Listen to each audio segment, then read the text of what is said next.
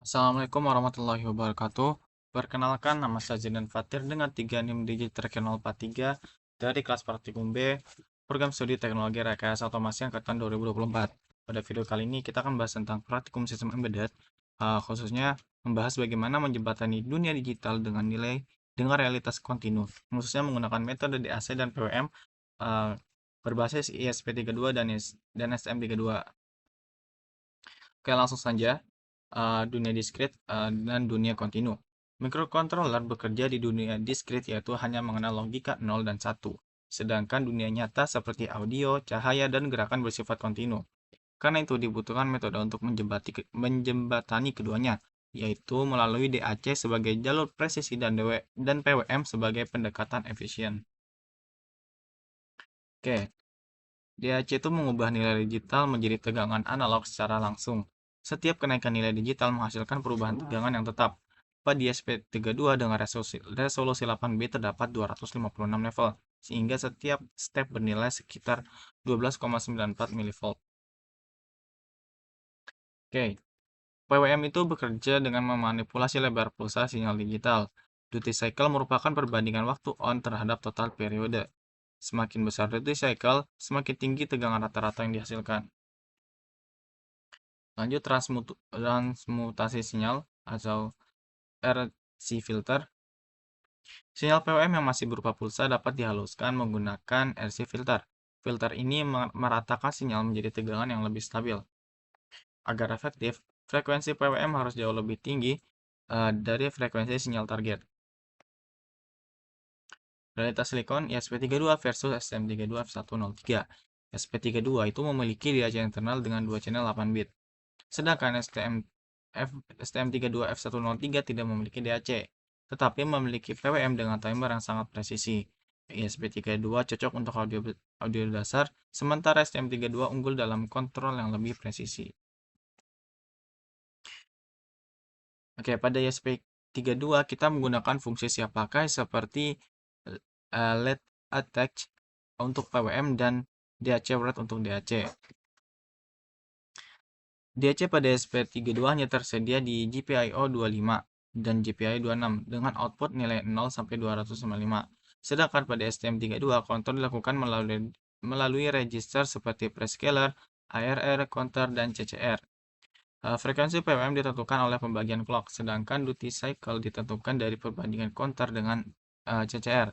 Ini menunjukkan bahwa SP32 lebih mudah digunakan, sedangkan STM32 lebih detail dan presisi. Servo menggunakan sekitar 50 Hz dengan lebar pulsa 0,5 hingga 2,5 milidetik untuk menentukan sudut. LED dimming menggunakan sekitar 1 kHz agar tidak terjadi flicker.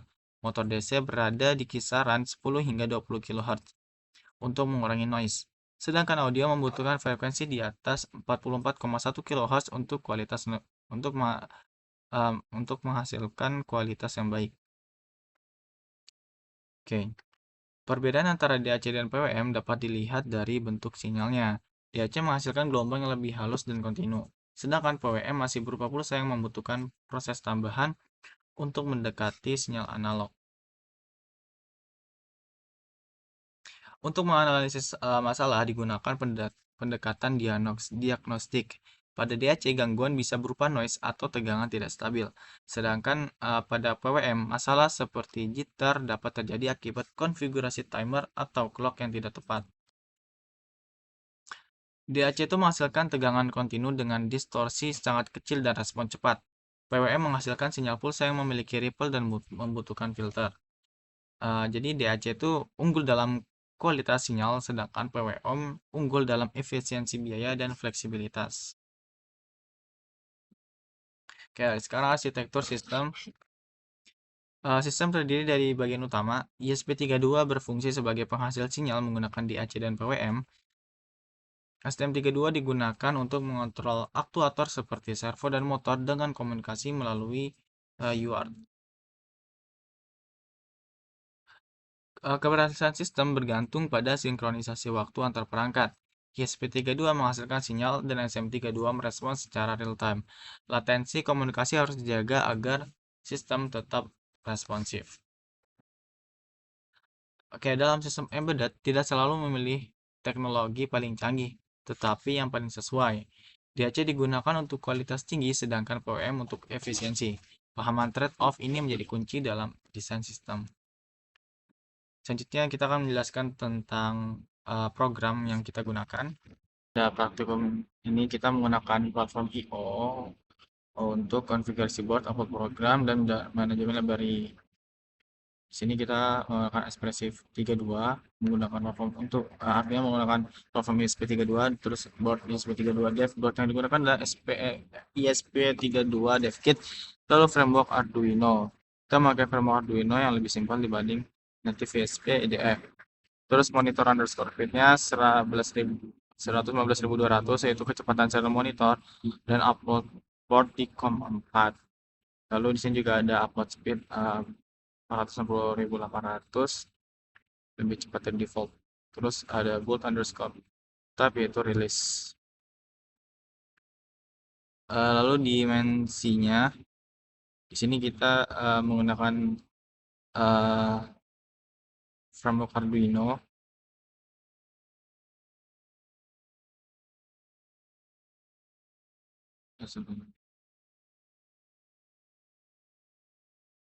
Framework Arduino. Terus di pin 25 sebagai output PWM ke servo, dan potentiometer di pin 34. Servo bekerja pada frekuensi 50 Hz dengan resolusi PWM 16 bit, lebar pulsa antara 500 hingga 2500 mikrodetik, mewakili sudut 0 hingga 180 derajat. Fungsi ini angle to pulse width ini mengubah sudut menjadi nilai PWM duty cycle. Pertama sudut dibatasi 0 hingga 180 derajat, kemudian dikonversi menjadi lebar pulsa, dan akhirnya diubah menjadi nilai duty cycle 16 bit. Selanjutnya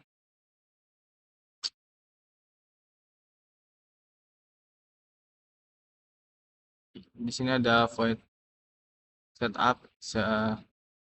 Pada bagian setup, sistem melakukan inisiasi komunikasi serial, kemudian mengaktifkan PWM menggunakan modul LED C pada ESP32, dan juga mengatur resolusi ADC menjadi 12 bit.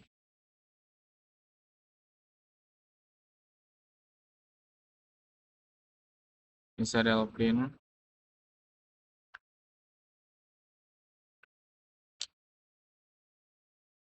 Oke. Ini for display, ini serial pinnya. Lalu ini ada loop utama, void loop. Di sini untuk membaca potentiometer, nilai 0 dari potentiometer dibaca sebagai input. Lalu di sini ada mapping ke sudut, nilai DC 0 sampai 4095 dikonversi menjadi sudut 0 sampai 180 derajat. Lalu di sini ada akun Angel. Pergerakan servo dibuat halus dengan metode interpolasi 20% setiap loop. Lalu ada current pulse. Sudah dikonversi menjadi lebar pulsa sesuai karakteristik servo. Lalu nilai PWM dikirim ke servo melalui modul LEDC di LEDC write. Lalu data menampilkan ke serial monitor setiap 500 milisecond atau saat perubahan signifikan. Di sini juga ada delay loop, itu loop berjalan setiap 20 milisecond sesuai frekuensi servo 50 Hz. Oke, lanjut kita ke demonstrasi praktikum.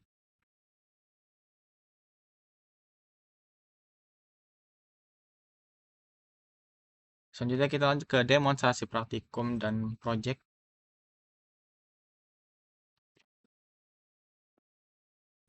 Biasanya kita buat masalah programnya, kita mau definisikan dulu menggunakan fungsi define untuk mendedikasikan DAC pin LED-nya, dan juga untuk method persiskan password-nya. Persikanan ininya, pilihnya. Jadi kita menggunakan DAC pin LED pin 2. Jadi kita menggunakan voice setup untuk masukkan nilai USB untuk menggunakan bagian juga beberapa outputnya nanti. Kita juga mau setup menggunakan big worksheet untuk output dan low untuk output yang dan juga low yang di LED pin-nya. Kita menggunakan fungsi file loop, di mana kita juga menggunakan stepping juga untuk bypass, di mana kita menggunakan fungsi for juga mau untuk mengintegrasikan integer di mana ini sama dengan 0. di mana ketika dia kurang dari bagaimana maka akan makan ingredient.